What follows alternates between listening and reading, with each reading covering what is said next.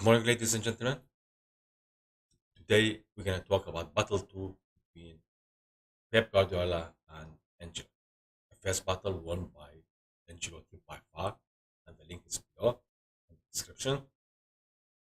But we're going to see the second battle, how Pep spun Ancelotti. Let us go first to the problem.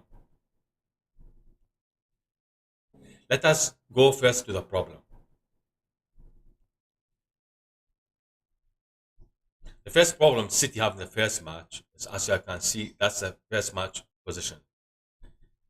Real Madrid was too compact, and that allowed them to control the game, create too many players in front of City players and between the City players, and that's why City was deprived from main weapon, which was passing. They couldn't find the spaces, and that not help them only defensively, Real Madrid, but that compactness allowed them to transition very easily from defensive position with simple triangles into the attacking position. And that's why the first match was won by Ancelotti. Now, so to counter that, Pep Guardiola, I think, was lazy in the first match and just thought that he can win without changing anything. But Ancelotti respected him and he made the changes, which controlled the game against City. In the second match, it's transitioned and the table swapped. This time, Ancelotti didn't anticipate. He thought that Pep gonna stay the same way he played in the first match, which didn't happen. Because Pep sit down, look what the problem is, and he found a solution with three simple things. So what was the solutions? We're gonna go to the first one.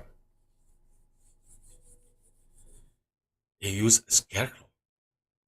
How is that possible? How it could be? Should I make you wait until we know later on? No, I'll tell you now what was that scarecrow.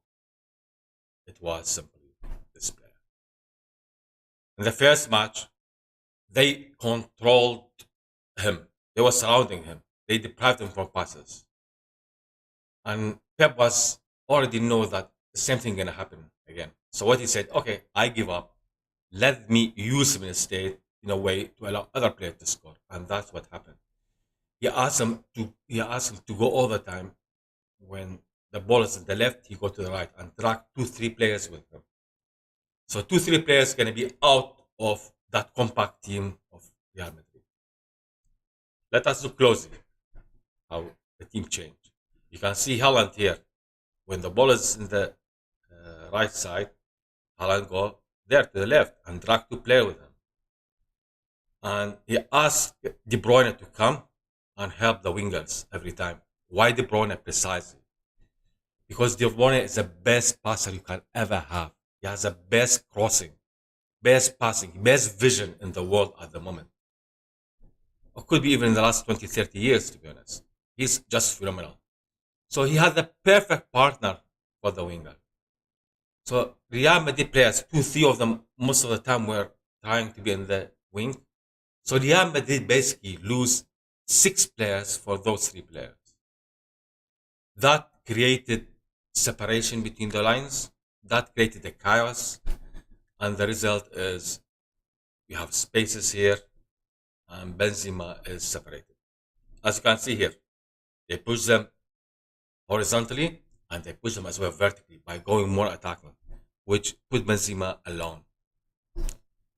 Look how Riyadh is much spread compared to previous one, which was much more compact, much was in between the lines of City. Now they are not. Now they are open.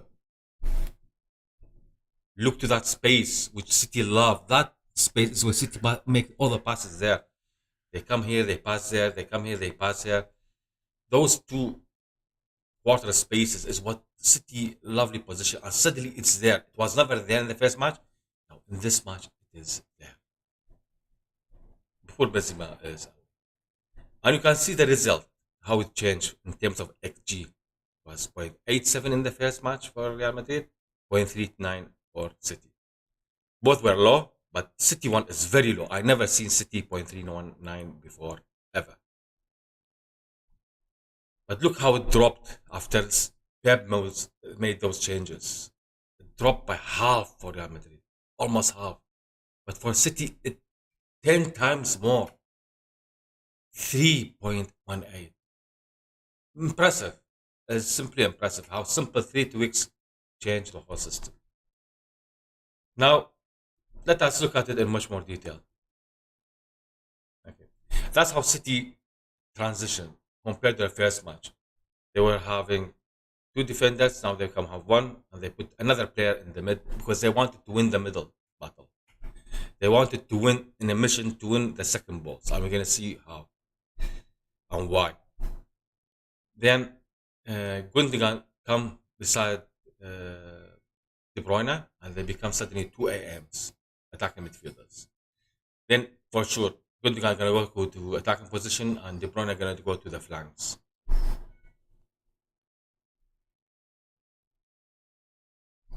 Now let us see how it changed here. Now City attack, how it changed. Remember how they were compact before? Now look how they are spreading, like we show you in the previous image. They are now attacking. He's dragging 2 players.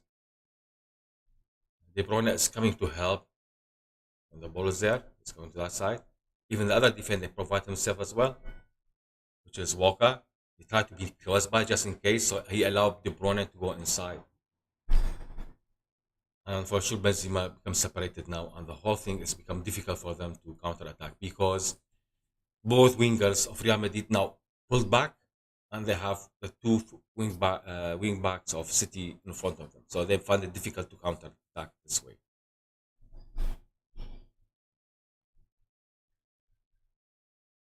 So basically, it's 1, added more players on the flanks, 2, push the team forward, C, Haaland dragging the 2. Those are the 3 key changes what they done City. That's in theory. Now, why they done it in the match? Did it work? We're gonna see now.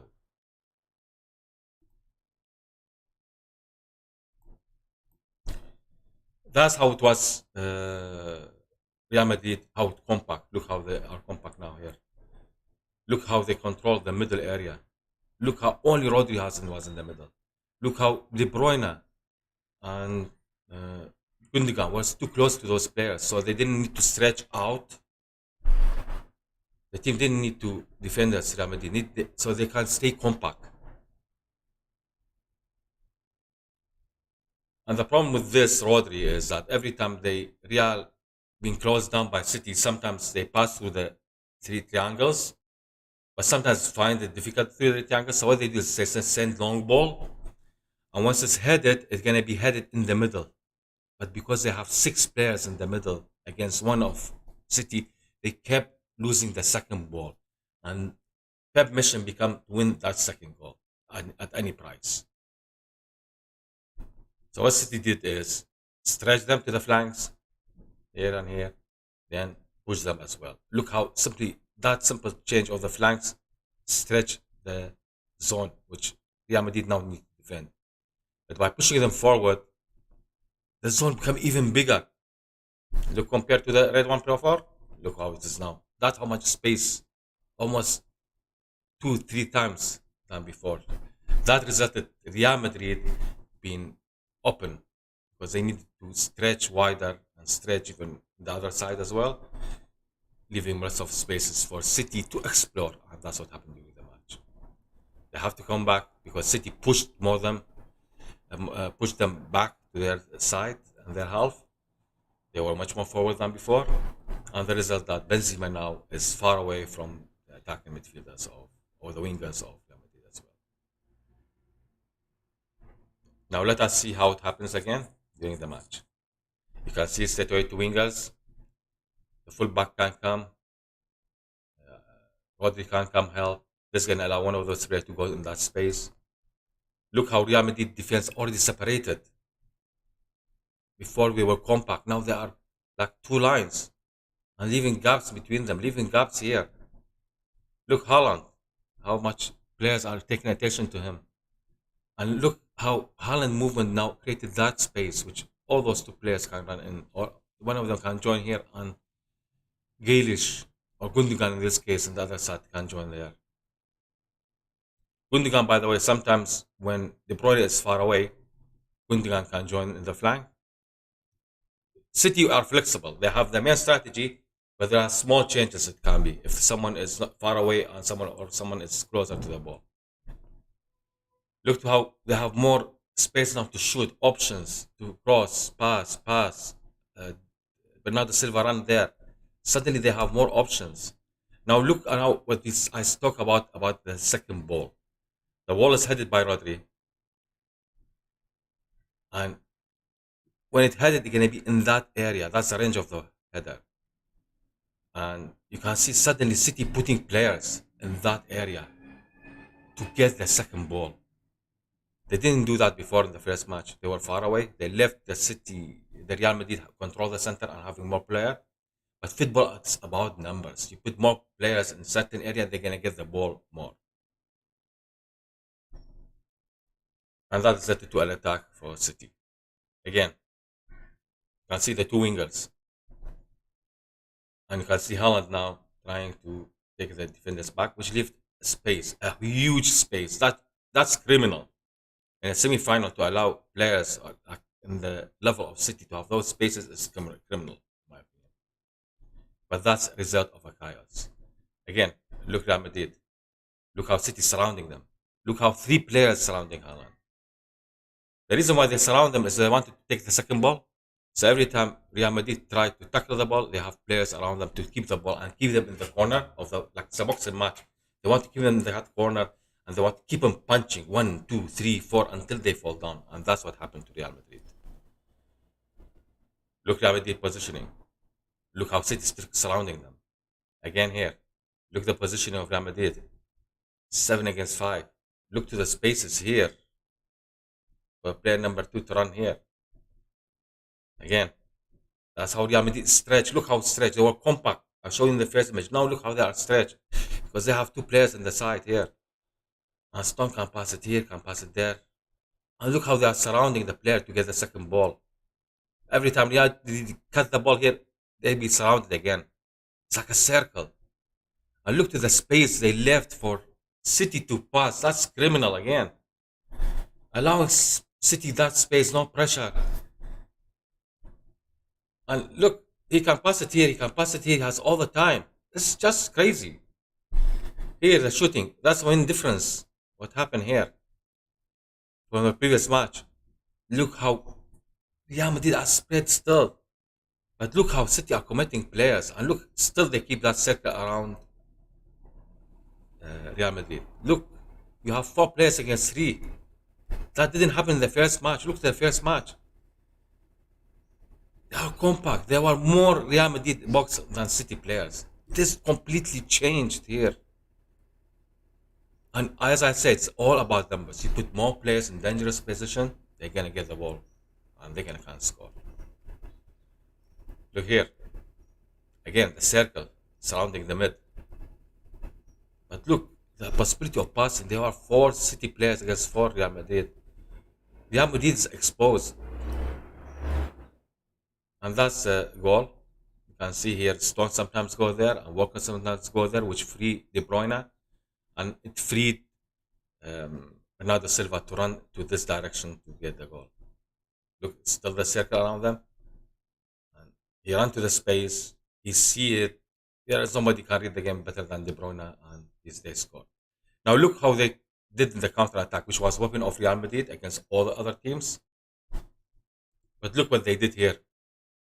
The ball is passed high because City was pushing them more to their half, Real Madrid.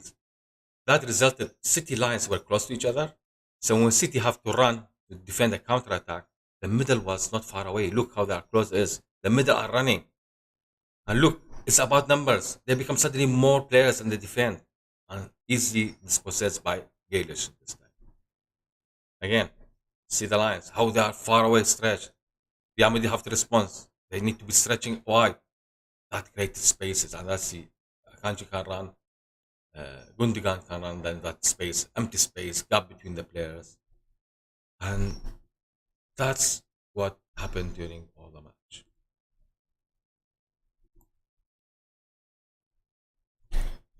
So overall, Pep outsmart Ancelotti. Ancelotti make a mistake. He didn't anticipate the chess game. Pep can do counter him like playing chess. You need to all the time to anticipate what the other person gonna do. Be ready. He didn't do it. Now he spanked him. Not one time, not two times, not three times, four times. He was spanked four times. City controlled the game.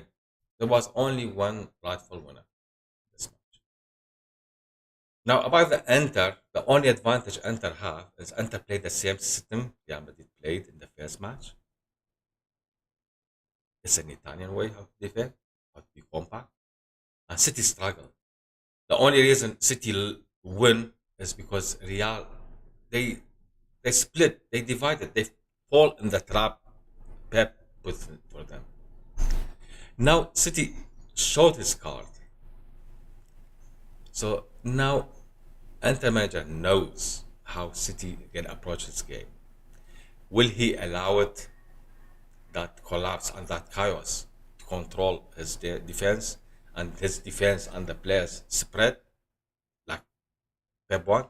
Or say, you know what? I need to go back to my tactic boards and find a solution and train my players how to counter what City done. Because he was lucky. He seen what he done against Real Madrid. And if Inter Milan didn't do the job, then the fault is on the manager. Because the Real, City beating Real was all about the manager, not about the players. The players are almost the same level as the manager. How they put the player is what makes the difference. So it's making a difference again in the final. I think City gonna win. Gonna win comfortably because I think Inter gonna fall to the trap. But let us see if Inter manage to stay compact, then they have 50-50 chance. Chelsea as well, they stay compact as well, and that's how they will beat City. So let us see. For me as a United fan, I hope City doesn't win. But I have another part of my heart still, say, you need to be fair. City deserve the title. They are the best side in the world. And it's unfair, to be honest, they didn't win it yet. And they are not PSG. They are kind of, but they are better run than PSG. So if they win it, I will not be very sad. Anyway, wait for me for the next video because we're gonna analyze the final. And we're gonna see who's gonna come in top. Pep or Thanks for listening. Take care and have a good day.